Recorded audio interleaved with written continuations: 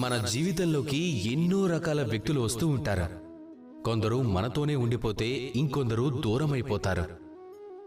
కొందరు మంచివాళ్ళుంటే కొందరు చెడ్డవాళ్ళుంటారు. కానీ మనం ఎప్పుడూ ఈ చెడ్డ వ్యక్తులు మన జీవితంలోకి వచ్చిన ఆ సమయాన్నే నిందిస్తూ ఉంటాం.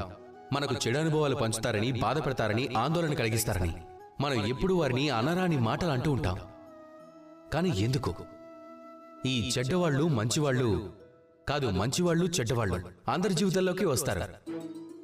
అలాగే అందరికీ విలువైన పాఠం నేర్పించి వెళ్తారు. ఇక మీరే స్వయంగా ఆలోచించండి. జీవితంలో మొట్టమొదటిసారిగా మీరు నిప్పుని ముట్టినప్పుడు అప్పుడు మీరు ఈ పాఠం నేర్చుకున్నారు, నేను నిప్పుకి కొంచెం దూరంగా ఉండడం మంచిది అని. కానీ మెల్లమెల్లగా ఆ నిప్పుని నియంత్రణలో ఎలా ఉంచడం మంచిదో నేర్చుకున్నారు. ఆ తర్వాత మీరు దాన్ని జీవితంలో ఎలా ఉపయోగించుకోవాలో నేర్చుకున్నారు. అది చీకటిలో వెలుగు పొందడం కావచ్చు, లేదా వంట వండడం కావచ్చు. ఇదే విధంగా చెడ్డవాళ్లు జీవితంలోకి వస్తే ఏదో ఒకటి నేర్పించే వెళ్తారు. మీరు వాళ్లకు ధన్యవాదాలు చెప్పండి. వాళ్ల గురించి చెడుగా ఆలోచించడానికి లేదా చెడుగా అనుకోవాల్సిన అవసరం లేదు. కేవలం ఆ పాఠాన్ని నేర్చుకోండి.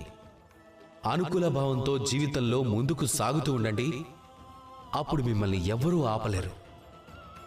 రండి నాతో పాటు ప్రేమగా చెప్పండి, రాధా కృష్ణ.